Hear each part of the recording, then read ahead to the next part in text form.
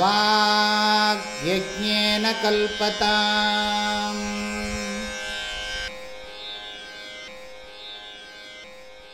ஜீவயாத்ரா அப்படிங்கிற பெயர்ல 9 ஸ்லோகங்கள் அடங்கிய ஒரு நூலை பற்றி இப்பொழுது சொல்லப் போகிறேன். இந்த நூலை இயற்றியவர் ஞானானந்த பாரதி சுவாமிகள் என்கின்ற ஒரு மகான். அவர் சமீபத்திலே வாழ்ந்தவர். மதுரையிலே வக்கீல் தொழில் புரிந்து பிறகு மண்ணாடிமங்கலம் என்கின்ற ஊரில் சோழவந்தான் அருகிலே தனியாக ஒரு ஆசிரமம் அமைத்து கொண்டு நம்முடைய சாஸ்திரங்களை எல்லாம் நன்றாக நூல் வடிவத்திலே கொண்டு வந்து பிறகு காலக்கிரமத்தில் அவர்கள் மகாசமாதி அடைந்திருக்கிறார்கள். ஸ்ருங்கேரி மடத்தில் அத்தியந்த பக்தி உடையவர். ஸ்ருங்கேரி மடத்தின் மூலமாகத்தான் அவர் சந்நியாசம் மேற்கொண்டார். அவருக்கு ஆங்கிலத்திலும் தமிழிலும் சம்ஸ்கிருதத்திலும் நல்ல பாண்டித்யம் இருந்தது. ஆகையினால்தான் அவரால் சம்ஸ்கிருதத்திலே ஸ்லோகங்களை எல்லாம் எழுதக்கூடிய அளவுக்கு சக்தியுடையவராக இருந்திருக்கிறார். அவர் பழைய பெயர் கிருஷ்ணசுவாமி ஐயர். பிறகு சந்நியாசம் வாங்கி கொண்ட பிறகு ஞானானந்த பாரதி சுவாமிகள் என்ற பெயரோடு விளங்கினார். சிறந்த மகான், நல்ல பிரம்மனிஷ்டர், சாஸ்திரஜர், எல்லாமும் அவருக்கு பொருந்தும். ஸ்பிரிச்சுவல் ஜேர்னி என்கிற ஒரு ஆங்கில நூலை பார்த்த உடனே அதே மாதிரி சம்ஸ்கிருதத்தில் எழுதணும் அப்படிங்கிற ஒரு எண்ணம் இவருக்கு தோன்றி எழுதப்பட்டதுதான் இந்த ஜீவ யாத்ரா. அது கிறிஸ்தவ மதத்தினுடைய கருத்துக்களை எழுதின ஒரு நூல் ஸ்பிரிச்சுவல் ஜேர்னி. நம்முடைய கருத்துக்கள் மிக அழகாக இருக்கிறதே, ஏன் இதே பெயர்ல நாம் எழுதக்கூடாது என்று கருதி எழுதினதுதான் இது ஜீவ யாத்ரா. இதுதான் இந்த நூலாசிரியரை பற்றிய விளக்கம். ஜீவ யாத்ரா என்கிற சொல்லுக்கு பொருள் சொல்றேன். யாத்ரான்னு சொன்னா நமக்கு எல்லாருக்கும் தெரியும், பயணம். உண்மையிலேயே யாத்ராங்கிற சொல்லுக்கு என்ன அர்த்தம்னு கேட்டா, முயற்சியை செய்து நம்மை காப்பாற்றிக் கொள்வது என்றுதான் அர்த்தம். எத்தனம் பண்ணி நம்மளை காப்பாத்திக்கிறதுன்னு அர்த்தம். யாத்ரான்னு சொன்னா எத்தனேன திராயத்தே இது யாத்ரா, முயற்சி பண்ணி நம்மளை காப்பாத்திக்கிறது. பெரும்பாலும் எல்லாரும் சொல்லுவாங்க தீர்த்த யாத்திரான்னு சொல்லுவாங்க. தீர்த்த யாத்திரான்னு சொன்னா நம்ம நாட்டில் எங்கெங்கெல்லாம் புண்ணியமான தீர்த்தங்கள் இருக்கோ அந்த தீர்த்தங்கள் எல்லாம் போய் ஸ்நானம் பண்ணி நாம எத்தனையோ பிறவிகளில் செஞ்ச பாபங்கள் எல்லாம் நீங்கணும், அதுல இருந்து நம்மளை காப்பாத்திக்கணும், அதுல இருந்து விடுவித்துக் கொள்ளணுங்கிறதுக்காக செய்யறது தான் தீர்த்த யாத்திரான்னு பேர். அப்ப யாத்திரைனாலே அதுல ரொம்ப கஷ்டம் இருக்கும், முயற்சி பண்ணணும். ஏன்னா அந்த காலத்துல இப்பவாது பரவாயில்லை, இந்த வசதி இருக்கிறதுலயே நமக்கு சிரமம் இருக்கு. அப்பெல்லாம் ஒரு வசதியும் இல்லாம எல்லாரும் பாரத தேசம் முழுக்க சுத்தி இருக்காங்க. ஆகையினால அது நம்ம பிறவியிலிருந்து நம்மளை காப்பாத்திக்கிறது, மறுபடியும் இந்த பிறந்து அவஸ்தைப்படுறதுல இருந்து நம்மளை காப்பாத்திக்கிறதுக்காக நாம செய்யற ஒரு முயற்சிக்கு தான் யாத்திரான்னு பேர். அது பயணத்தை குறிக்குது. பயணத்துலதான் நம்ம முயற்சி பண்ணி நம்மளை அங்கங்க நமக்கு சாப்பாடு இல்லாம இருக்கும், ஒரு இடத்துல சாப்பாடு கிடைக்கும், ஒரு இடத்துல போகும்போது ரொம்ப வலி உடம்பெல்லாம் கஷ்டமா இருக்கும். இருந்தாலும் நமக்கு லட்சியம் நம்ம பாவமெல்லாம் நீங்கணும், நமக்கு புனிதம் கிடைக்கணுங்கிற லட்சியம் இருக்கிறதுனால அது தெரியறது இல்லை. நமக்கு ஒரு கோல்ல ஆசை இருந்ததுன்னா அதுக்கு என்ன கஷ்டம் வந்தாலும் சகிச்சுப்போம். நமக்கு ஒரு குறிக்கோள் இருக்குன்னு சொன்னா அந்த குறிக்கோளை அடையணுங்கிறதுல நமக்கு ஆசை மாத்திரம் நல்லா இருந்ததுன்னு சொன்னா அதுக்கு எவ்வளவு இடையூறுகள் வந்தாலும் நம்மளால சகிச்சுக்கணும்னு தோணும். ஆசை இல்லைன்னா அந்த சகிச்சுக்கணும்னு தோணாது. இங்க என்ன சொல்றாருன்னா ஜீவ யாத்திராங்கிறார். நாம இங்க இருந்து கார்ல மதுரைக்கு போறோம், எங்க இல்லாம ஊருக்கு போறோம், ட்ரெயின்ல போறோம், பிளேன்ல போறோம். ஆனா இவர் சொல்ற யாத்திரை என்ன, ஜீவ யாத்திரா. இந்த ஜீவன் எத்தனையோ உடம்பு எடுத்து சுத்தி பிரயாணம் பண்ணிக்கிட்டே இருக்கான். இந்த உடம்பு மாத்திரம் இல்லை, இதுக்கு முன்னாடி எத்தனை உடம்பு நம்ம எடுத்தோமோ தெரியாது. இனி புத்தி இல்லைன்னா நிறைய உடம்பு எடுக்க வேண்டி வரும். ஆகையினால எத்தனையோ உடம்பு எடுத்து நம்ம யாத்திரை பண்ணிட்டு வரோம். கம்பார்ட்மெண்ட் இது கேரேஜ் தான் மாறிட்டே இருக்கு சரீரம். இந்த மனுஷ சரீரத்துல இப்ப ஜீவன் யாத்திரை பண்ணிட்டு இருக்கான். இதுக்கு முன்னாடி வேற ஏதோ சரீரத்துல மனிதன் ஜீவன் யாத்திரை பண்ணியிருக்கான். இந்த ஜீவ யாத்திரை தொடர்ந்துகிட்டே போயிட்டே இருக்கு. இந்த ஜீவ யாத்திரை எப்ப ஆரம்பிச்சதுன்னு தெரியல, முடிக்கிறது நம்ம கையில இருக்கான். பெரியவங்க சொல்றாங்க, சாஸ்திரம் சொல்றது, இந்த ஜீவ யாத்திரை நம்ம எப்ப இருந்து இப்படி பறந்துகிட்டே வர்றோங்கிறது நமக்கு தெரியாது. ஆனா இப்பவே நாம அறிவை ஞானத்தை பெற்றோமானா இப்பவே இதை முடிச்சிடலாம். இந்த யாத்திரை இந்த உலகத்துல நாம தெரியும் நமக்கு, இங்க இப்ப நாம தேனியில கிளம்புறோம், மதுரைக்கு போறோம் தெரியும். ஆனா நம்ம எத்தனை பிறவி எடுத்தோங்கிறது நமக்கே தெரியாது. அப்போ இந்த யாத்திரை அனாதி காலமாக நடந்து வருகிற யாத்திரை. அனாதி காலம்னா என்ன? பிகினிங்லெஸ். எப்ப தொடங்கிச்சுன்னு தெரியல, எப்ப ஆரம்பிச்சதுன்னே தெரியல. இந்த யாத்திரை தொடர்ந்துகிட்டே இருக்கு. ஆனா இந்த பிறவியில மாத்திரம் கொஞ்சம் ஜாக்கிரதையா இருந்தோம்னா நாம இந்த யாத்திரையை கம்ப்ளீட் பண்ணிடலாம்.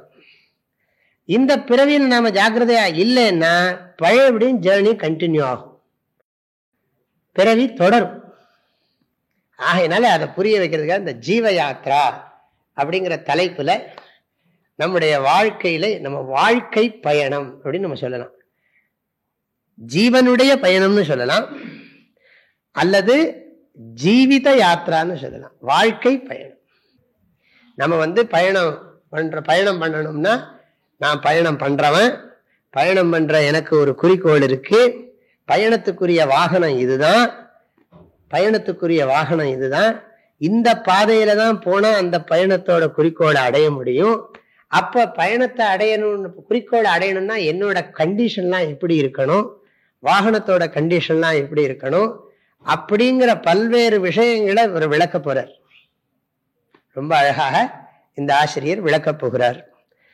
இதை நான் முதல்ல ஒரு பால பாடம் மாதிரி நினைச்சுக்கிட்டு இதை எடுக்கிறேன்.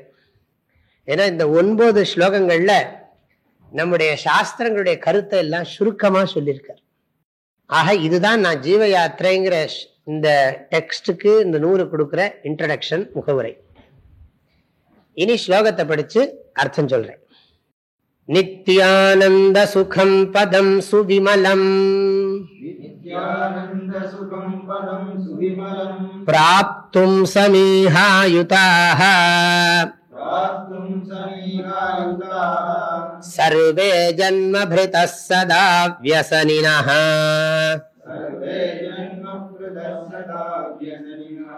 தத்ஸ்தான சம்மார்கணே ஏவம் சத்யபி சாத்ய சாதனயுகம் சம்யங் ந ஜானந்தி தே ந ப்ராப்தா அதூனாபி சௌக்ய பதவீம்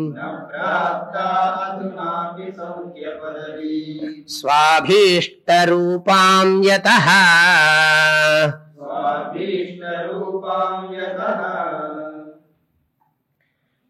இந்த ஸ்லோகத்தினுடைய கருத்தை சுருக்கமா சொல்றேன். பிறவி எடுத்திருக்கிற அனைவருமே எந்த விதமான குறைகளும் இல்லாத நிலையான பேரின்ப சுகத்தை குறிக்கோளாக கொண்டு அதை அடைவதற்கு மிகவும் ஆசை உடையவர்களாக இருக்கிறார்கள். பிறவி எடுத்திருக்கிற அனைவருமே குறைகள் எதுவும் அற்ற நிலையான பேரின்பத்தை குறிக்கோளாக கொண்டு அதை அடைவதற்கு மிகவும் ஆவலுள்ளவர்களாக இருக்கிறார்கள். நான் அப்புறம் பதம் பதமா பிரிச்சு சொல்ல போறேன். முதல்ல சாரத்தை சொல்றேன். எனவே அந்த நிலையான பேரின்பத்தை தேடும் வழியிலேயே அவர்கள் எப்போதும் முயற்சியுடையவர்களாக இருக்கிறார்கள். உண்மை இவ்வாறாக இருப்பினும் நாம் இதைத்தான் அடைய விரும்புகிறோம், அதை இதனால் தான் அடைய முடியும் என்று அவர்களுக்கு தெளிவாக தெரியவில்லை. இது எப்படி நமக்கு தெரிகிறதெனில், இதுவரையிலும் அவர்கள் தங்களுக்கு விருப்பமான அந்த இன்பத்தை பெறாததிலிருந்து தெரிகிறது. இதுதான் இந்த ஸ்லோகத்தினுடைய சாரம். என்னது? எல்லோருக்கும் லட்சியம் என்ன? ரொம்ப சந்தோஷமா இருக்கு, குறையே இல்லாம சந்தோஷமா இருக்கணுங்கிறது தான் எல்லாருக்கும் லட்சியம். அதுக்குத்தான் எல்லாரும் ஆசைப்படுறாங்க. அதைத்தான் எப்ப பார்த்தாலும் தேடிக்கிட்டே இருக்காங்க. இதுதான் உண்மை. ஆனாலும் இதைத்தான் நாம அடைய விரும்புறோம், அதுக்கு இதுதான் வழி அப்படின்னு அவங்களுக்கு சரியா தெரியல. தங்களுக்கு பிரியமான அது அவங்களுக்கு சரியா தெரியல. இது எப்படி உங்களுக்கு தெரியும்னா, பார்த்தா தெரியுதே, இத்தனை வருஷமா நான் பிரயத்தனம் பண்ணிக்கிட்டு இருக்கேன், இன்னும் அடையலையே, அதுல இருந்தே தெரிகிறதுன்னு இந்த ஸ்லோகம் சொல்லுகிறது. இந்த ஸ்லோகம் இந்த விஷயத்தை தான் சொல்லுகிறது. இனி வேர்ட் பை வேர்டு நான் விளக்கம் சொல்ல போறேன். சர்வே ஜன்மபிருதா. ஜன்மபிருதான்னு சொன்னா பிறவியை எடுத்திருக்கிற, சர்வேன்னா எல்லோரும் அர்த்தம். ஜன்மபிருதா சர்வே. ஜன்மன்னா பிறவி, பிருதகான்னா எடுத்திருக்கிற, பிறவியை தாங்கிக் கொண்டிருக்கின்றன்னு அர்த்தம். ஆனா நம்ம எப்படி புரிஞ்சுக்கணும்? பிறவி எடுத்திருக்கிற சர்வே எல்லோருமே நித்யானந்த சுகம் பதம். நித்யானந்த சுகம் பதம், நித்திய ஆனந்த சுகம் பதம். பதம்னு சொன்னா குறிக்கோள் அர்த்தம். பத்யத்தே இதி பதம், குறிக்கோள் அர்த்தம். பதம் குறிக்கோள். என்ன குறிக்கோள்? சுகம் பதம், சுகமான சுகமான குறிக்கோள். சுகத்தை சுகமான குறிக்கோள் அர்த்தம், சுகத்தையே குறிக்கோளாக அர்த்தம். எப்படி? நித்தியானந்த சுகம். நித்தியம்னா நிலை, எப்போ இருக்கணும். எவர் லாஸ்டிங் ஹாப்பினஸ் அப்படின்னு இங்கிலீஷ்ல தான் சொல்றாங்க. ஆகையினால நிலைத்த நித்திய ஆனந்த. ஆனந்தம்னா தெரியும், சுகம்னா உங்களுக்கு தெரியும். ஆனா இந்த ஸ்லோகத்துல ஆனந்த சுகம்னு சொல்லியிருக்கு. இது ஆனந்த சுகம்னா எப்படி இருக்குன்னா கேட்டு கதவுங்கிற மாதிரி இருக்கு. கேட்டுனா கதவு தானே, கேட்டு கதவை சாத்துன்னா. அப்போ கேட்டுனாலே கதவை கேட்டு சாத்துன்னு சொன்னா போறாதா? கேட்டு கதவை சாத்துன்னு எதுக்கு சொல்லணும்? ஆகையினால நட்ட நடு சென்டர். நட்ட நடு சென்டர்னா என்ன? சென்டர்னாலே நடுதான், அது நட்ட நடு சென்டர் அப்படிலாம் நம்ம யூஸ் பண்றோம்ல, அது மாதிரி இருக்கு இந்த ஆனந்த சுகம்ங்கிறது. ஆனா நாம எப்படியாவது அதை சொல்லித்தான் ஆகணும். ஆனந்த சுகம். சாஸ்திரத்துல சுகத்தை ரெண்டா பிரிச்சிருக்கு. விஷய சுகம், ஸ்வரூப சுகம்னு ரெண்டா பிரிச்சிருக்கு. விஷய சுகத்துக்கு சுகம்னு பேரு, ஸ்வரூப சுகத்துக்கு ஆனந்தம்னு பேரு. ஆனா நிறைய இடத்துல மாறும், இது அப்படி ஒரு ரூல் கிடையாது. பெரும்பாலும் இப்படி அர்த்தம் பண்ணிக்கணும். ஆத்மானந்தம்னு இருக்கே, அது நம்முடைய ஸ்வரூபம். நானே ஆனந்தம், எனக்கு ஆனந்தம் வேண்டாம், நானே ஆனந்தமானவன். அது சாஸ்திரம் சொல்லுது. அதை உடனே யாருக்கும் புரிஞ்சிடாது. அதுக்கு நிறைய என்கொயரி பண்ணணும், விசாரணை பண்ணணும். சும்மா மேலெழுந்த வாரியா நம்ம அதை ஒத்துக்க முடியாது. ஆகையினால நானே ஆனந்தம். எல்லாரும் என்ன சொல்லிட்டு இருக்காங்க? நானே துன்ப வடிவம் அப்படின்னு சொல்லிட்டு இருக்காங்க. துன்பத்தின் வடிவத்தை பார்க்க வேண்டுமா, என்னை பாருங்கள் அப்படிங்கிறாங்க. ஆனா சாஸ்திரம் என்ன சொல்றதுன்னா, நீ இன்பஸ்வரூபம். நேர் உள்டாவா இருக்கு. அப்போ இதுல இருந்து என்ன தெரியுது? சாஸ்திரம் என்ன சொல்றது? தத்து துவமசி, நீ ஆனந்த ஸ்வரூபம் சொல்றது. அந்த ஸ்வரூப ஆனந்தத்தை தான் இவர் ஆனந்தம் போடணும், போடுறதே போடணும், நல்ல மங்களகரமான வார்த்தையை போடணுங்கிறதுக்காக நித்தியானந்தம்னு போட்டிருக்காரு. இந்த நித்தியானந்தம்னு சொல்றதுனாலேயே கடவுளை எல்லாம் வணங்கின மங்கள ஸ்லோகத்துக்கு நிகழ்து. ஆகையினால நிலையான ஆனந்த சுகம். ஆனா இந்த உலக சுகமும் இருக்கு, விஷய சுகமும் இருக்கு. அல்ல இவர் ஆனந்த சுகம்னு சொல்றதுல நம்ம கேட்டு கதவுன்னு நான் சும்மா சொன்னேனே தவிர, ஆனந்தத்தை அடையணும். அது ஒரு எக்ஸ்பிரஷன். எல்லாருக்கும் நிலைச்ச சந்தோஷம் வேணும்னு நினைக்கிறாங்க, ஆனந்த சுகமா இருக்கணும்னு நினைக்கிறாங்க. அப்படிங்கிற ஒரு உணர்ச்சி நோக்கத்துல சொல்றாரு. ஒரு உணர்ச்சி நோக்கத்துல சொல்றாரு, அது இருக்கணும். அப்படி எல்லாருக்கும் அது இருக்கு. நான் சந்தோஷமா இருக்கணும், எல்லாரும் கண்ணு மூடிட்டு தானே அப்படி மகிழ்ச்சியா இருக்கணும் அப்படிதானே சொல்றாங்க. அப்ப நித்யானந்த சுகம் பதம் பதத்தைன்னு படிக்கணும்.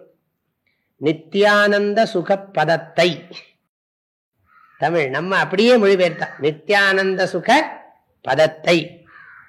எப்படிப்பட்டது? அதுக்கு ஒரு அட்ஜெக்டிவ் போடுற, சுவிமலம். சுவிமலம், விமலம்னு சொன்னா அழுக்கு இல்லாதன்னு அர்த்தம். சுவிமலம்னா அழுக்கே இல்லாத. அழுக்குன்னா என்னன்னா அப்பப்போ மைண்டை டிஸ்டர்ப் பண்ணிட்டே இருக்கும் என்னெல்லாமோ. மலம்னு சொன்னா அழுக்கு. நம்ம ஆனந்தம் நல்லா அனுபவிச்சிருக்க நேரத்துல நல்ல கல்யாணி ராகம் அப்படியே உச்ச ஸ்தாயில நீட்டா ரொம்ப அழகா கொண்டு போயிட்டு இருக்கிற போது திடீர்னு இந்த பக்கம் ஏதாவது 4-5 பேர் சேர்ந்து கடாறு விடான்னு கத்தினாங்கன்னு வச்சுங்க, எப்படி இருக்கும்? கோபம் வருமா வராதா? நல்ல ஒரு ராகத்தை ரசிச்சுட்டு இருக்கிற போது, அதுக்கு நல்ல எக்ஸாம்பிள் இது சொல்லணும்னா இது புரியும். இந்த வேர்க்கடலை இருக்கு, இந்த வேர்க்கடலையை நல்லா சுவைச்சு ஒண்ணுன்னா ரொம்ப சந்தோஷமா சாப்பிடுவோம். ஒரு நடுவில் ஒரு பூச்சிக்கடலை வந்தா எப்படி இருக்கும்? போச்சு, ஆரம்பத்துல இருந்து சாப்பிட்டதெல்லாம் போச்சு. அது மாதிரி அது என்ன பண்ணும்? அத்தனை நேரம் சாப்பிட்ட டேஸ்டே அது கெடுத்துடுமோ இல்லையோ? அதுதான் அது மாதிரி நம்ம எப்போ சந்தோஷமா இருக்கிற போது திடீர்னு ஒரு ஆள் உடம்பு சரியில்லைன்னு ஆஸ்பத்திரி படுத்துட்டு வரலாம். வீட்டுல கல்யாணம் வேற நாளானைக்கு வச்சிருக்கு. கல்யாணம் பண்ணி கொடுக்குற பொண்ணோட அப்பா திடீர்னு ஹார்ட் அட்டாக் வந்து ஆஸ்பத்திரியில படுத்திருக்காருன்னு சொன்னா எப்படி இருக்கும்? அந்த வீட்டுல எப்படி இருக்கும்? யோசிச்சு பார்த்தாலே தெரியுறது இல்லை. அப்ப எல்லாம் ரொம்ப நல்லா வர்ற சூழ்நிலையில பார்த்து ஏதோ ஒண்ணு வந்ததுன்னா அதுக்கு பேர் தான் மலம்னு பேர். இந்த இடத்துல இந்த கான்டெக்ட் சொல்றேன். ஆனா அது யாராவது விரும்புறாங்களோ? யாரும் விரும்பல. எனக்கு துக்கமே வரக்கூடாது, சுகம்தான் வரணும். இப்ப இந்த இடத்துல என்னன்னா துன்பமே இல்லாத நிலையான ஆனந்த சுகத்தை, சுகமாகிய பதத்தை. இந்த சுவிமலம்னா என்ன அர்த்தம்? துன்பமே இல்லாத அப்படி நீங்க புரிஞ்சுக்கணும்.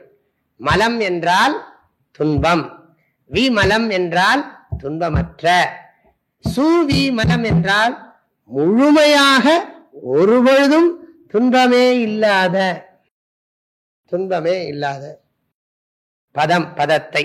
இப்போ எப்படி புரிஞ்சுக்கணும்? சர்வே ஜன்மபிருதா சுவிமலம் நித்யானந்த சுகம் பிராப்தும். பிராப்தும்னா அடைவதற்கு, பிராப்தும்னு சொன்னா அடைவதற்கு. அடைவதற்கு, அடைவதற்குங்கிறது என்ன சொல்றது? அது அடையிறதுக்கு தான், அதுக்கு விளக்கம் ஒன்றும் தேவையில்லை. ஈகாயுதாக, சமீகாயுதான்னு இருக்கு இல்லையா? ஈகான்னா இச்சான்னு அர்த்தம்.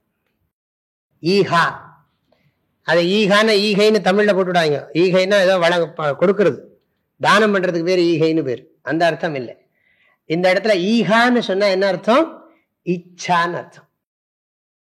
எப்படின்னா சம்ஈகா, ரொம்ப ரொம்ப ஆசையா இருக்கு, எல்லாருக்குமே அந்த துன்பம் இல்லாத சந்தோஷத்தை அடையணும்னு சொல்லி, அதோட யுதாகனா கூடியவர்கள் அர்த்தம். நன்கு ஆசையுடன் கூடியவர்களாக இருக்கிறார்கள். பிறவி எடுத்திருக்கிற எல்லோருமே அந்த துன்பமே இல்லாத நிலையான பேரின்ப நிலையை அடைவதற்கு மிகவும் ஆவலோடு கூடியவர்களாக இருக்கிறார்கள். ஆவலோடு கூடியவர்களாக இருக்கிறார். யுதாகனா கூடியவர்கள் அர்த்தம். எல்லாருக்கும் என்னன்னா நல்ல கல்யாணம் ஆகணும், கல்யாணம் குழந்தை பிறக்கணும், அந்த குழந்தைக்கு நம்ம நினைச்ச இடத்துல சீட்டு கிடைக்கணும், சீட்டு கிடைச்ச உடனே அந்த குழந்தைக்கு படிப்பு நல்லா ஃபர்ஸ்ட் ரேங்க்ல வரணும் தானே, ஃபர்ஸ்ட் ரேங்க்ல வரணும். வந்த உடனே கொஞ்ச நாள் ஆன உடனே நல்ல ஒரு பள்ளிக்கூடத்துல நல்லா முடிஞ்ச உடனே காலேஜ் நல்ல இடத்துல சீட்டு கிடைக்கணும், அவனுக்கு ஒரு நல்ல கல்யாணம் பண்ணணும், கல்யாணம் பண்ண உடனே அவனுக்கு நல்லா ஒரு குழந்தை பிறக்கணும், அவனுக்கு நல்லா லைஃப் செட்டில் ஆகணும், ஒன்றும் ப்ராப்ளமே வரக்கூடாது, அப்படியே போயிட்டு இருக்கணும் அப்படின்னு தானே எல்லாருக்கும் ஆசை. கடவுளே கொஞ்சம் கொஞ்சம் துன்பத்தை கொடுத்து கொண்டே இரு. யாராவது பிரார்த்தனை பண்ணுவாங்களா? கடவுளே எல்லாம் வல்ல இறைவா சிறிது துன்பத்தை கொடுப்பாயாக. ஒரு இடத்துலயா பிரார்த்தனை இருக்கா?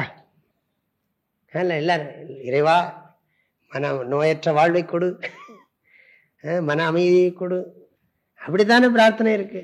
துன்பத்தை கொடுன்னா எந்த கடவுளை கும்பிடணும்? அதான் ஏற்கனவே இருக்கேன், அதுக்கு எதுக்கு ஸ்பெஷலா வேற கும்பிடணும்? யார் கேட்க போறா? அப்போ இந்த வார்த்தை இப்ப பாருங்க, சர்வே ஜன்மபிருதா சுவிமலம் நித்யானந்த சுகம் பதம் பிராப்தும் சமீஹாயுதாக சந்தி அப்படின்னு அது அந்த வேர்டை முடிச்சிடணும். சந்தி இருக்கிறார்கள். அது இல்ல, சந்திங்கிறது நீங்க எங்க இருக்குன்னு தேடப்படாது, நான் சொல்றேன். அது சந்தின்னா ஆவலோடு கூடியவர்களாக இருக்கிறார்கள். சம் ஈகா யுதாக, சம்னு சொன்னா நன்றாக, மிகவும், ஈகான்னா ஆவலோடு, யுதாக கூடியவர்களாக, சந்தி இருக்கின்றார்கள். இனி விளக்கம் அடுத்த லைன்ல இருக்கிற இரண்டாவது வரி, அதாவது இரண்டாவது வரியில இருக்கிற செகண்ட் பாதம். தத் ஸ்தான சம்மார்கணே சதா வியசனினஹாச்ச சந்தி. தத் ஸ்தானம்னா என்ன? அந்த ஸ்தானத்தை, அந்த ஸ்தானத்தைனா எந்த ஸ்தானத்தை? அந்த சந்தோஷத்தை, அந்த நிம்மதியை, அந்த நிம்மதி தானே, அந்த சந்தோஷத்தை, அந்த தத் ஸ்தானம். தத் ஸ்தானம்னா என்ன? உடனே நீங்க போடணும், தத் ஸ்தானம் இஸ் ஈக்குவல் டு சுவிமலம் நித்யானந்த சுகம் பதம். இந்த பதமே மறக்க கூடாது. சுவிமலம் நித்யானந்த சுகம் பதம். தத் ஸ்தானம்னா அந்த ஸ்தானம்.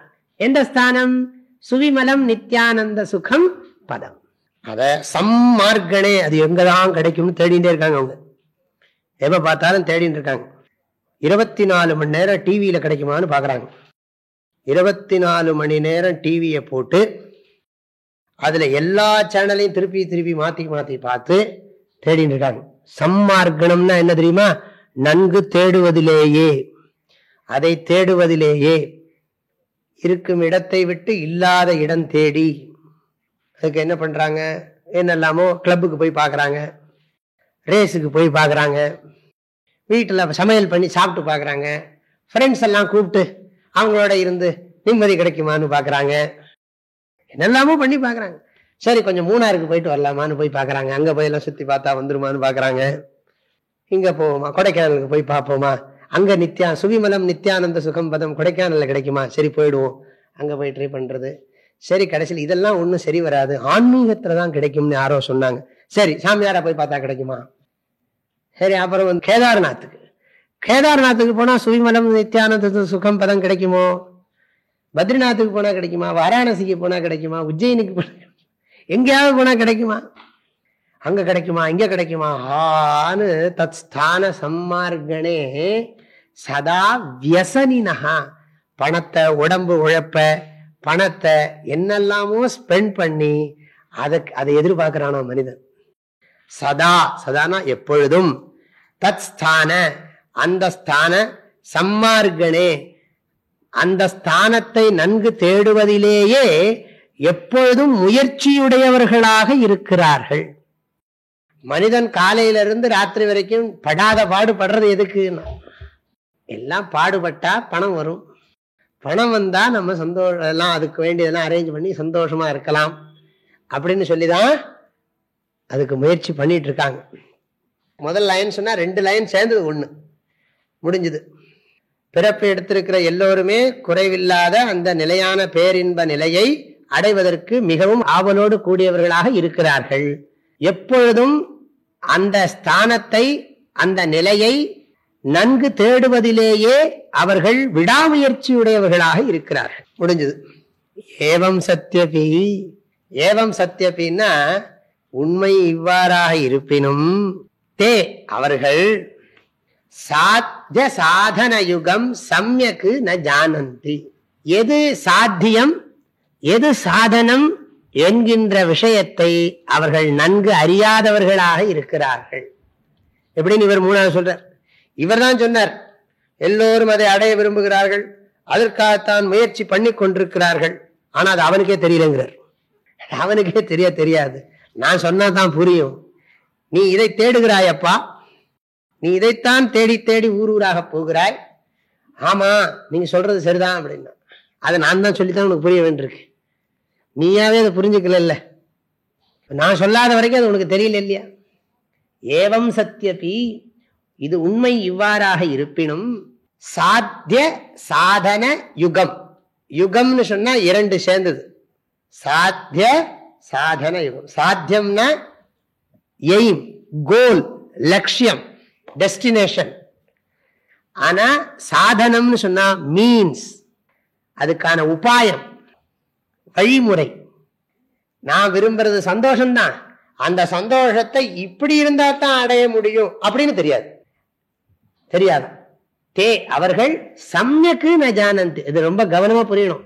இந்த இடத்துல சம்யக்குங்கிற வார்த்தை ரொம்ப கவனமா புரிஞ்சுக்க வேண்டிய விஷயம். ஏன்னா எல்லாருக்கும் மேலெழுந்த வாரியா தெரியும், கரெக்டா தெரியாது அப்படின்னு சொல்ற. எல்லாருக்கும் நாம ஹாப்பியா இருக்கணுங்கிறதெல்லாம் சாதாரணமாவே தெரியும். ஆனா உண்மையிலே நான் ஹாப்பினஸ் தான் விரும்புறேன், ஹாப்பினஸ் அடையறதுக்கு இதுதான் வழி அப்படின்னு அவங்களுக்கு தெளிவாவே கிடையாது. யாருக்கும் கிளியர் விஷன் கிடையாது அப்படின்னு சொல்றாரு. வாழ்க்கையில யாருக்கும் தெளிவான ஒரு பார்வை இல்லை. நமக்கு நான் இதைத்தான் விரும்புறேன், அதுக்கு இதுதான் வழி அப்படிங்கிற ஒரு தெளிவான நோக்கு, பார்வை எவருக்குமே சரியாக இல்லை. எவருக்குமே இல்லைன்னு சொல்லல, எவருக்குமே சரியாக இல்லை. சரி, அது உங்களுக்கு எப்படி தெரிஞ்சதுன்னா, இதுக்கு தெரியறதுக்கு என்ன, பிரத்யக்ஷ பிரமாணம் கண்ணு முன்னாடி இருக்கு. உன் கண்ணுல தார தாரையா நீர் வந்துகிட்டே இருக்கு. அது சொல்றாரு, ந பிராப்தா அதுனாபி சௌக்கிய பதவி. எப்படி தெரிகிறதுன்னு சொன்னா, யதஹா, இந்த யதஹான்னு இருக்கே அந்த வார்த்தை, யதஹா ஏனெனில், யதஹான்னு சொன்னா ஏனெனில், ஸ்வாபீஷ்ட ரூபாம் சௌக்கிய பதவி, தனக்கு மிகவும் விருப்பமான அந்த சௌக்கிய பதவியை, அந்த சுகத்தை. இப்ப சுவிமலம் நித்யானந்த சுகம் பதம்னு படிச்சோம் இல்லையா, உங்களுக்கு திரும்ப திரும்ப ஒரு 25 தடவை சொன்னா பதிஞ்சிடுவது. சுவிமலம் நித்யானந்த சுகம் பதம், அதைத்தான் திரும்பவும் போடுறார், சௌக்கிய பதவிங்கிறார். நம்ம எல்லாரும் கேட்கிறோம் இல்லையா, சௌக்கியமா இருக்கீங்களா கேட்கிறோம். சுகஸ்ய பாவஹா சௌக்கியம், சுகத்தின் தன்மைக்கு பேரு சௌக்கியம். சுகஸ்ய பாவஹா சௌக்கியம், விராகஸ்ய பாவஹா வைராக்கியம். அது மாதிரி சுகஸ்ய பாவஹா சௌக்கியம். எப்படிப்பட்டது? ஸ்வ அபீஷ்ட ரூபம். ஸ்வன தனக்கு, அபீஷ்ட இஷ்டம்னா என்ன, விருப்பம், அபீஷ்டம்னா மிக விருப்பமான, சௌக்கிய பதவி தனக்கு மிக மிக விருப்பமாக இருக்கக்கூடிய அந்த சௌக்கிய பதவி. அதுனாபி, வயசு 87 போறது. அதுனாபின்னா இதுவரையிலும் அர்த்தம். இதுவரைக்கும் இத்தனை வருஷமா நானும் பார்க்கிறேன், அந்த ஆளு 1900 கணக்கு போட்டு, அதுல இருந்து இதுவரைக்கும் அவரும் முயற்சி பண்ணிக்கிட்டு இருக்காரு, நானும் பார்த்துக்கிட்டே தான் இருக்கேன் அவரை. ஆனா இதுவரைக்கும் அவர் அதை அடையவே இல்லையே. ந பிராப்தா. இப்போ இந்த இந்த ஸ்லோகத்துல 3வது வரியில சொல்லி இருக்கிற விஷயத்துக்கு காரணம் சொல்றார் அவர். 4வது வரியில, 3வது வரியில என்ன சொன்னார்? உண்மை இவ்வாறாக இருப்பினும் அவர்களுக்கு குறிக்கோள் எது, அந்த குறிக்கோளை அடைவதற்கு நெறிமுறைகள் என்ன என்கின்ற விஷயத்தை அவர்கள் தெளிவாக அறியாதவர்களாக இருக்கிறார்கள். ஏனென்றால், அதுக்கு அடுத்தவர், ஏனென்றால் அது யதஹா, ஏனென்றால் இதுவரையிலும் அவர்கள் சந்தோஷத்தை அடையாத காரணத்தினால் எனக்கு தெரிகிறது அவர்களுக்கு தெளிவாக தெரியவில்லை என்று தெரிகிறது. இப்போ இந்த முதல் ஸ்லோகம் அழகாக நம் எல்லோருடைய குறிக்கோளையும் சொல்லுகிறது. இதுல குறிக்கோளை அடையிறதுக்கு வழி சொல்லவே இல்லை, குறிக்கோளை அடையிறதுக்கு வழி சொல்லவே இல்லை. ஆனா அது எப்படி சொல்ல போறது நான் பிறகு சொல்றேன். இங்க இந்த ஸ்லோகம் இன்ட்ரோடியூஸ் பண்ணிருக்கிற விஷயம் என்னன்னா, ஒரு ஒரு ஒரு 2 லைன்ல 2 வரியில சொல்லிடுங்கன்னா, எல்லாரும் விரும்புறது சந்தோஷம், சந்தோஷத்துக்கு என்ன சந்தோஷத்தை தான் விரும்புறோம், அந்த சந்தோஷத்துக்கு என்ன பண்ணணும்னு யாருக்குமே தெரியல. எப்படி உங்களுக்கு தெரியும்னா, பார்த்தாலே தெரியுது, இத்தனை வருஷமா படாத பாடு படுறோம், அடையல. சிம்பிளா முடிச்சிட்டார். இந்த ஸ்லோகம் புரிஞ்சிருக்கும்னு நினைக்கிறேன். இதுதான் முதல் ஸ்லோகத்தினுடைய கருத்து. சரி, அடுத்த ஸ்லோகம். தத் பிராப்த்யை பிரபு சம்மிதாபி கிருபயா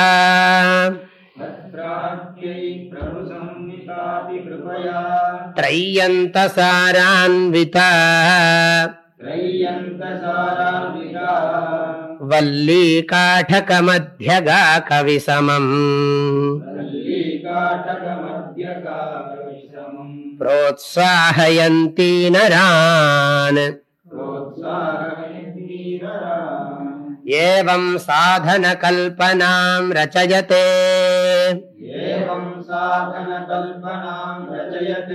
சன்மார்கானாம் சதாம் தத் விஷ்ணோः பரமம் பதம் ச சஹசா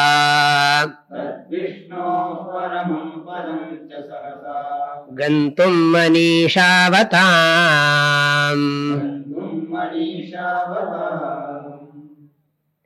இந்த இரண்டாவது ஸ்லோகம் நாம் அடைய விரும்புகின்ற குறிக்கோளுக்காக சரியான வழிமுறைகளை வேதங்களிலே கடைசி பாகமாக இருக்கக்கூடிய உபனிஷத்துக்கள் அதனை வழங்குகின்றன என்று சொல்லுகிறார். திரும்ப ஒரு தடவை சொல்றேன். நாம எல்லாரும் விரும்புற அந்த குறைவே இல்லாத அந்த நிறைவான மகிழ்ச்சியை, சந்தோஷத்தை, ஆனந்தத்தை வேதம் வேதாந்தம், வேதத்தினுடைய கடைசி பாகமான வேதாந்தமானது வழிகளை சொல்லிக் கொடுக்கிறது. அதை அடைவதற்கு வழிகளை சொல்லிக் கொடுக்கிறதுங்கிறது இந்த இரண்டாவது ஸ்லோகத்தினுடைய கருத்து. இப்ப நான் ஸ்லோகத்தை படிச்சு அர்த்தம் சொல்றேன். ஸ்லோகத்தினுடைய பதங்களை எல்லாம் பிரிச்சு அர்த்தம் சொல்றேன். மெயின் சென்டென்ஸ் என்னன்னா, தத் பிராப்தியை காடக மத்தியகா வல்லி நரான் புரோத்சாகயந்தி. தத் பிராப்தியைனா அதை அடைவதற்கு, காடக மத்தியகா வல்லி கட்டோபனிஷத்துல இருக்கக்கூடிய நடு பகுதியானது, கட்டோபனிஷத்துன்னு ஒரு உபனிஷத்து இருக்கு. அந்த கட்டோபனிஷத்துல இருக்கக்கூடிய நடுப்பகுதி மந்திரமானது நரானுனா மக்களை, ஜனங்களை எல்லாம் புரோத்சாகயந்தி உற்சாகப்படுத்துகிறது. உற்சாகப்படுத்துகிறதுனா அதுக்கு வழியெல்லாம் சொல்லிக் கொடுத்து, இப்படி போனையானா நீ அடையலாம் அப்படின்னு சொல்லிக் கொடுக்கலாம். ஆகையினால நீ அதை ஆலோசனை வேதம் மூலமா தான் பெறணும்னு சொல்றாரு. வேதத்தை கொண்டு வர்றாரு இங்க. அதை நீ அடைய வேண்டுமானால் கட்டோபனிஷத்திலே ஒரு மந்திரம் சொல்லப்பட்டிருக்கிறது, அந்த மந்திரத்தை படிச்சியானா உனக்கு அந்த விஷயம் புரியும்பா அப்படின்னு சொல்லி கொடுக்கிறாரு. தத் பிராப்தியை காடக மத்தியகா வல்லி நரான் புரோத்சாகயந்தி. இப்ப அந்த உபனிஷத்துக்கு சில அடைமொழிகள் கொடுக்கிறார், சில விசேஷணங்களை சொல்றார். த்ரையந்த சாரான்விதா, த்ரையந்த சாரான்விதா. இதை பிரிக்கணும். த்ரயி அந்த சார அன்விதான்னு பிரிக்கணும். த்ரயின்னு சொன்னா வேதம்னு அர்த்தம். த்ரயின்னு சொன்னா வேதம்னு அர்த்தம். அந்த சொன்னா கடைசி பகுதின்னு அர்த்தம். அப்ப என்னாச்சு? வேதாந்தம் ஆச்சு. த்ரயி சொன்னா வேதம், அந்தம்னு சொன்னா அந்தம். அந்தம்னா கடைசி பகுதி, வேதத்தினுடைய கடைசி பகுதி, எண்ட் போர்ஷன் ஆஃப் வேதாஸ். வேதத்தினுடைய கடைசி பகுதி, கடைசி பகுதியினுடைய சாரம். அன்விதான்னா கூடிய, வேதாந்த சாரத்தோடு கூடிய அப்படின்னு அர்த்தம். திரையந்த சாரான்விதான்னா என்ன அர்த்தம்? வேதாந்த சாரத்தோடு கூடிய காடக மத்தியகா வல்லி. இந்த காடக மத்தியகா வல்லிங்கிறதுக்கு அட்ஜெக்டிவ் அது. திரையந்த சாரான்விதா காடக மத்தியகா வல்லி அப்படின்னு அதுக்கு அட்ஜெக்டிவ். அப்புறம் இன்னொன்னு சொல்லியிருக்குது, பிரபு சம்மிதாபி கிருபையா கவிசமம். திரும்ப திரும்ப இதை பார்த்தா தான் புரியும். பிரபு சம்மிதாபி கிருபையா கவிசமம். இப்ப நான் அதை விளக்க போறேன். இந்த வேதங்களுக்கெல்லாம் கமெண்ட் பண்றதுக்கு ரைட் இருக்கு, ஆர்டர் பண்றதுக்கு ரைட் இருக்கு. அதனால அந்த வேதத்துக்கு ஒரு இன்னொரு பேர் என்னன்னா பிரபு சம்ஹிதான்னு பேர். பிரபு சம்ஹிதா. சத்தியம் வத, தர்மஞ்சரா, இதெல்லாம் ஆர்டர். உண்மையை பேசு, தர்மத்தை கடைப்பிடி, ஆர்டர் பண்றது.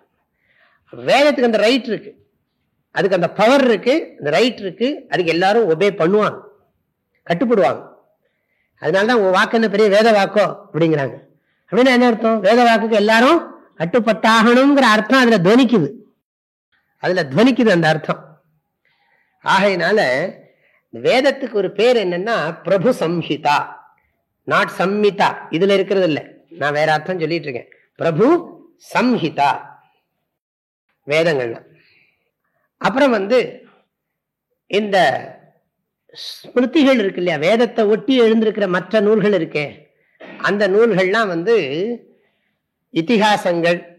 இதிகாசங்கள் அந்த மற்ற ஸ்மிருதி கிரந்தங்கள்லாம் இருக்கே, அதெல்லாம் சுஹ்ருத் சம்ஹிதான்னு பேர்.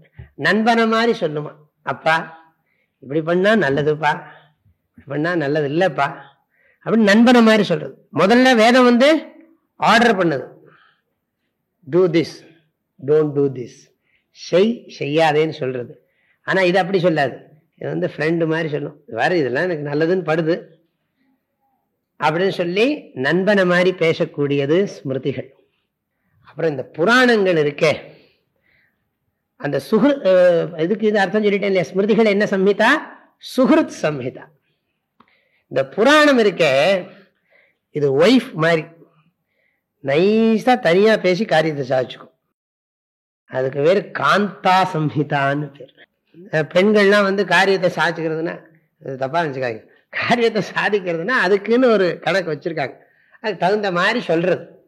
அப்ப அது மாதிரி சொல்லி நீங்க இப்படி எல்லாம் பண்ணா நான் உங்களுக்கு இப்படி செய்வேன், அப்படி செய்வேன், அப்படி எல்லாம் சொல்லி சொல்லி இந்த புராணம் இருக்க, அது இப்படிலாம் இதை பண்ணி நான் உனக்கு அது கிடைக்கும், இப்படி கிடைக்கும் அப்படிலாம் சொல்லி அது அந்த ஒய்ஃப் மாதிரி பேசுறது. அது காந்தா சம்ஹிதா. ஆனா 3 ஞாபகம் வச்சுங்க, 3க்கும் நோக்கம் நம்முடைய நன்மை தான்.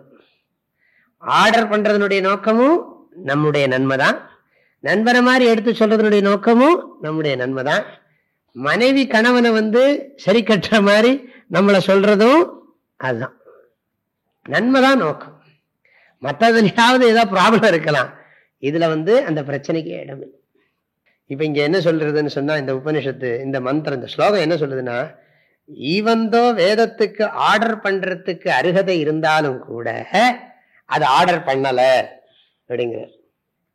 ஆர்டர் பண்றதுக்கு ரைட் இருக்கு, அதிகாரம் பண்றதுக்கு தகுதி இருந்தும் கூட அதிகாரம் பண்ணாமல் நண்பன மாதிரி சொல்லுது.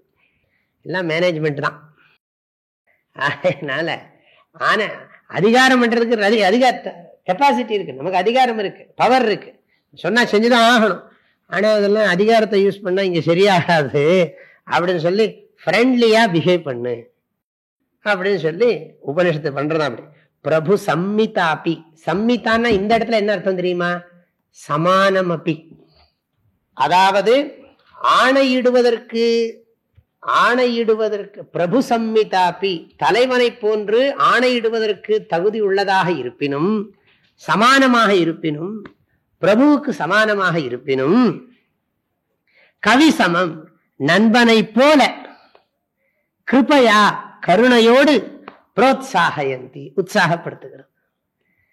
வேதத்துக்கு என்ன தகுதி இருக்கு, ஆர்டர் பண்றதுக்கு தகுதி இருக்கு, ஆனாலும் அது ஜனங்களை உற்சாகப்படுத்துறதுக்காக கருணையோட ஒரு ஸ்டெப் இறங்கி கவி சமம், கவினா இந்த இடத்துல ஃப்ரெண்டுன்னு அர்த்தம், கவி சமம் புரோத்சாகயந்தி, நரான் புரோத்சாகயந்தி, பிரகர்ஷேண உற்சாகயந்தி. அவனை எந்தூசியாஸ்டிக்கா பண்றதான், அவனை இன்ஸ்பயர் பண்றது, அவனை அதுல ஈடுபடுத்துறது. எது ரொம்ப நேரம் கழிச்சு சந்தேகம் வந்துடும், எதுன்னா கட்டோபனிஷத்து. கட்டோபனிஷத்து வேதம், வேதத்துக்கு அதிகாரம் இருக்கு, இருந்தாலும் அது நண்பனை மாதிரி சொல்லுகிறது. எப்படி சொல்லுகிறது, அதை 3வது வரியில சொல்றார். ஏவம் சாதன கல்பனாம் ரச்சயதே சன்மார்கானாம் சதாம் இருக்கு. ஏவம், ஏவம்னா கீழ்கண்ட, இவ்வாறு சாதன கல்பனாம் ரச்சயதே, சாதனையை உருவகப்படுத்தி சொல்லுகிறது, கீழ்கண்ட சாதனை உருவகத்தை கூறுகிறது, கீழ்கண்ட சாதனை உருவகத்தை கூறுகிறது. யாருக்குன்னா அதுக்கு நிறைய அட்ஜெக்டிவ்ஸ் போடுறார். யாருக்காக அப்படி சொல்லுகிறது அப்படின்னா, சன்மார்க்க கானாம் சதாம். சதாம்னு சொன்னா நல்லவர்கள் அர்த்தம். எதுல போற, சன்மார்க்க கானாம் சதாம், நல்ல பாதையிலே போகக்கூடிய நல்லவர்களுக்கு. நல்ல பாதையிலே போகக்கூடிய நல்லவர்களுக்கு. சன்மார்க்கம்னு சொன்ன, மார்க்கம்னா பாதை, சன்மார்க்கம்னா நல்ல பாதை, சதாம்னு சொன்னா நல்லவர்கள், நல்ல மார்க்கத்துல போகக்கூடிய நல்லோர்களுக்கு அப்படின்னு அர்த்தம். அப்படின்னா அர்த்தம், தர்மத்தை எல்லாம் கடைபிடிக்கணுங்கிற ஆர்வம் உள்ள ஜனங்கள்னு அர்த்தம். தர்மத்தை கடைபிடிக்கணுங்கிற ஆர்வம் உள்ள அந்த ஜனங்களுக்கு. தத் விஷ்ணோ பரமம் பதம் ச சஹசா கந்தும் மனிஷாவதாம். ஒரே லைன். அந்த விஷ்ணுவின் மேலான பதத்தை உடனே அடைவதற்கு விரும்புகின்ற அறிவாளிகளுக்கு, விவேகிகளுக்கு அந்த விஷ்ணுவின் பரமபதம். அந்த விஷ்ணுவின் பரமபதம்னா என்னன்னா, அந்த விஷ்ணுவின் பரமபதம் கையை பிடி தூக்கினோன்னு மேல எங்கேயோ பார்க்க ஆரம்பிச்சிருவோம்.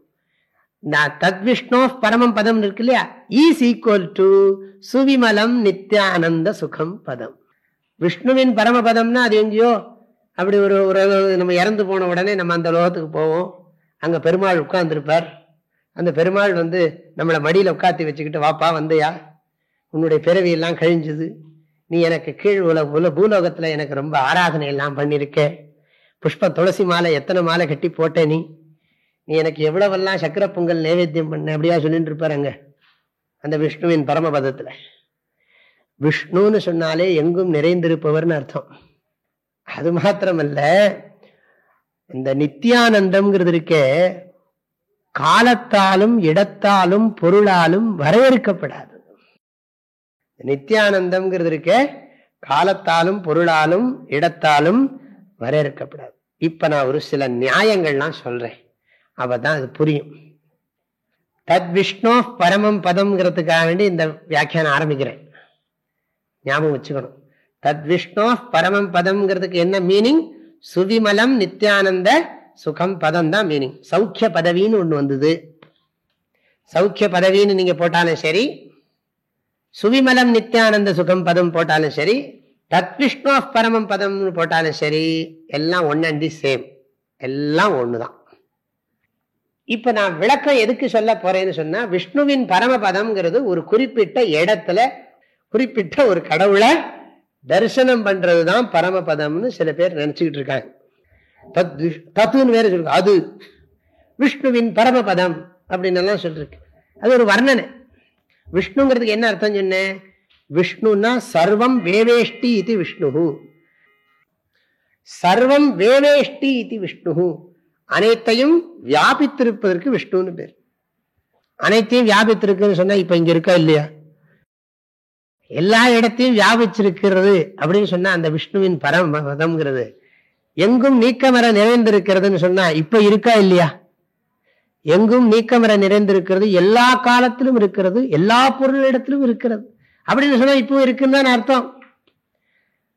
அப்ப அதை அடைய முடியுமோ?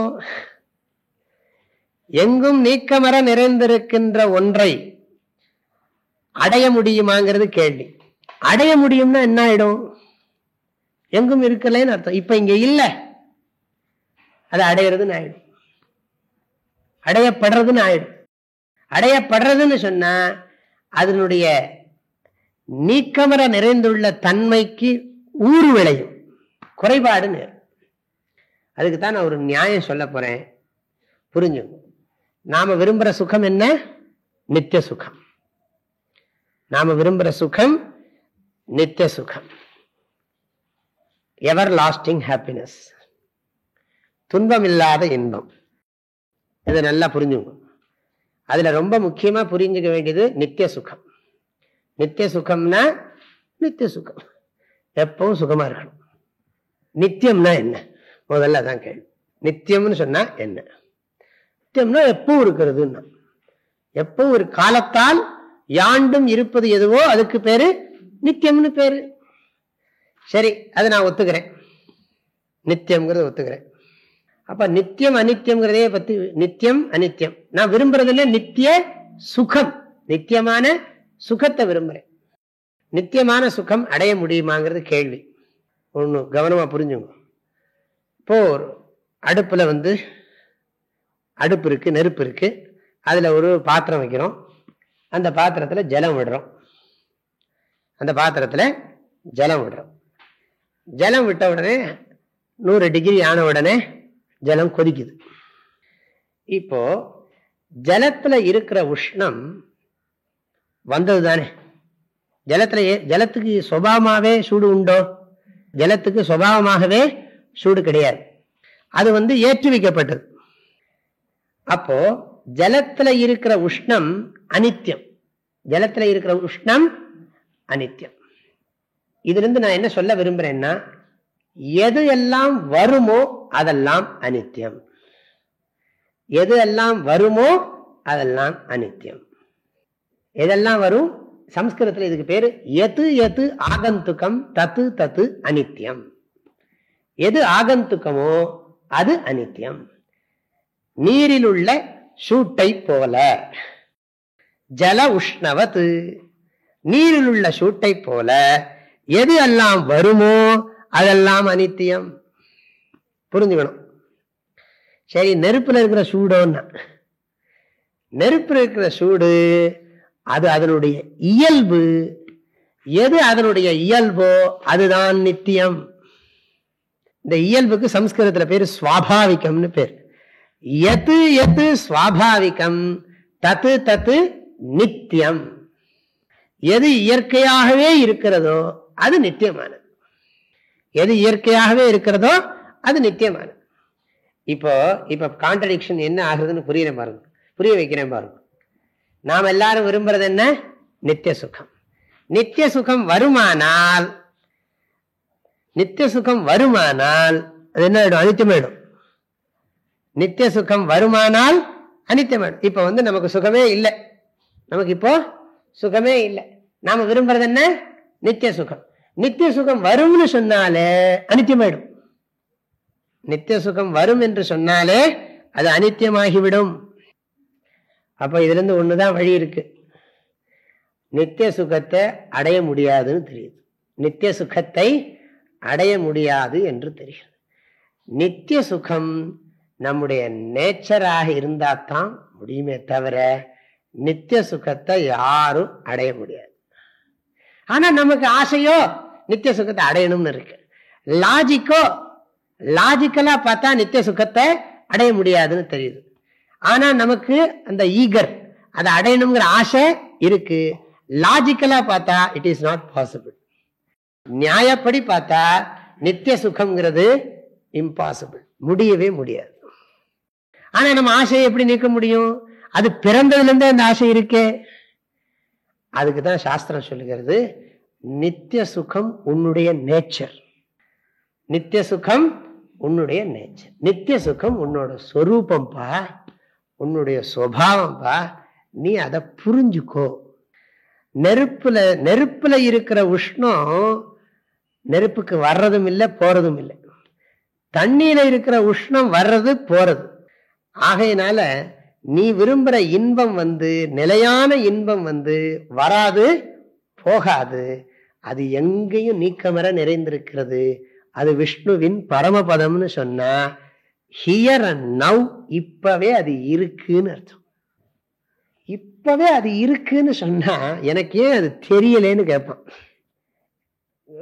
கேள்வி எல்லாம் ஜாக்கிரதையா புரிஞ்சுக்கணும். இப்பவே இருக்குன்னு சொல்றீங்களே சுவாமிஜி ஆனந்தம், இப்பவே இருக்குன்னு சொன்னா இப்ப நான் ஒத்துக்கிட்டேன். அதை அடைய முடியாது, லாஜிக்கலா ப்ரூஃப் பண்ணியாச்சு, நியாயப்படி ப்ரூஃப் பண்ணியாச்சு, நான் ஒத்துக்கிட்டேன். இப்பவே இருக்குன்னா நான் ஏன் அதை ஃபீல் பண்ணாம இருக்கேன்? சரி, வழிக்கு வா. அடைய முடியாதுங்கிறத ஒத்துக்கிட்ட இல்ல, அடைய முடியாதுங்கிறது ஒத்துக்கிட்டாச்சு. இப்ப ஆனந்தம் இப்பவே இருக்கு. ஏன் தெரியலன்னு கேட்ட பாரு, அது நியாயம். அது இருக்கு, உனக்கு அஜ்ஞானத்தினால தெரியல. ஆகையினால இருக்குங்கிறத ஒத்துக்கிட்டாச்சு. ஆனா இருக்குங்கிறது தெரியலேன்னு இப்ப சொல்ற, நான் உனக்கு தெரிய வைக்கிறேன்னு சொல்றது சாஸ்திரம். சாஸ்திரம் என்ன சொல்லுகிறது? உனக்கு நான் தெரிய வைக்கிறேன், அடைய வைக்க முடியாது, அடைய செய்ய முடியாது. ஏன்னா ஆல்ரெடி இட் இஸ் தேர். ஆகையினால அடைய முடியாது என்பதை ஒத்துக்கொண்டேன். அது இப்பொழுதே இங்கேயே இருக்க வேண்டும் என்பதையும் நான் ஒத்துக்கொள்ளுகிறேன். ஆனால் அதை நான் அனுபவிக்கவில்லையே, அதை நான் உணரவில்லையே, அதை நான் அறியவில்லையேன்னு கேட்கலாம். அப்பதான் சாஸ்திரம் சொல்லுகிறது, அதை அடைய முடியாது என்பது ஒத்துக்கொள்ளப்பட்டு விட்டது. இனிமே அடையணுங்கிற எண்ணம் உனக்கு போயிடும். நான் நித்தியானந்த சுகத்தை அடையணும் அதுக்காக வேண்டி பூஜை பண்றேன், அதுக்காக வேண்டி தானம் பண்றேன், அதுக்காக வேண்டி அதை பண்றேன், அந்த எண்ணம் போயிடும். இப்ப நீ பண்ண வேண்டிய முயற்சி எல்லாம் அது எப்படி நம் ஸ்வரூபம்னு தெரிஞ்சுக்கிறதுக்கான முயற்சி. அதுக்கு நான் உனக்கு கைடு பண்றேன், வழி தர்றேன், வழி சொல்லி கொடுக்குறேன் அப்படின்னு சொல்லி சாஸ்திரம் சொல்ல போகுது. அதுக்குத்தான் இந்த வரி சொல்லுகிறது. அந்த விஷ்ணுவின் பரமபதத்தை விரைவில் அடைவதற்கு, உடனே அடைவதற்குன்னா இன்வெர்டட் காமாஸ் அறிந்து கொள்வதற்கு மனிஷாவதாம்னா விவேகிகள், நல்லா திங்க் பண்றவங்களுக்காக அந்த சாஸ்திரம் அந்த வழியை சொல்லி கொடுக்கறதான். என்ன வழி? இந்த கீழ்கண்ட அடுத்த ஸ்லோகத்திலே ஒரு உருவகம் சொல்லப்படுகிறது. அந்த உருவகத்தை ஒருவன் நன்கு புரிந்து கொள்வானே ஆனால் அவன் அந்த நிலையான பேரின்பத்தை தன்னுடைய இயல்பு என்று உணர்ந்து கொள்வான். தன் உள்ளே நான் சொல்ல மாட்டேன், தன் உள்ளேன்னா எல்லாரும் கண்ண மூடிடுவாங்க. தன் உள்ளேன்னு சொன்னா உனக்குள்ளேயே அந்த ஆனந்தம் இருக்குன்னா தப்பா போயிடும். உனக்குள்ளேன்னா எங்க உட்கார்ந்துட்டு இருக்கு அந்த ஆனந்தம்? அதனால உனக்குள்ளேன்னு சொல்லக்கூடாது. நிறைய பேர் உனக்குள்ளேயே இருக்குன்னு தான் சொல்லிட்டு இருக்காங்க. உனக்குள்ளேங்கிற வார்த்தையை சொல்லவே கூடாது. நீயே ஆனந்தம், உனக்குள்ளே சொல்லக்கூடாது. நீயே ஆனந்தம். அந்த நீயே ஆனந்தம்ங்கிறத புரிஞ்சுக்கணும். அது எப்படி புரிஞ்சுக்கிறது? அதுக்கு அடுத்த ஸ்லோகத்தை படிங்கிறார். இந்த அடுத்த ஸ்லோகத்துல நல்ல வழியில போற நல்லவங்களுக்காக, அறிவாளிகளுக்காக, நன்கு சிந்திக்கின்றவர்களுக்காக, அந்த விஷ்ணுவின் பரம மேலான பதத்தை உடனே அடைவதற்காக கீழ்கண்ட உருவகம் சொல்லப்படுகிறது. சொல்றது. அது என்ன உருவகம்? அடுத்த ஸ்லோகத்துல இருக்கு. அதை அடுத்த வகுப்புல பார்க்கலாம். ஓம் பூர்ணமதః பூர்ணமிதம் பூர்ணாத் பூர்ணமுதச்யதே பூர்ணஸ்ய பூர்ணமாதாய பூர்ணமேவாவசிஷ்யதே. ஓம் சாந்தி சாந்தி சாந்தி. ஹரி ஓம்.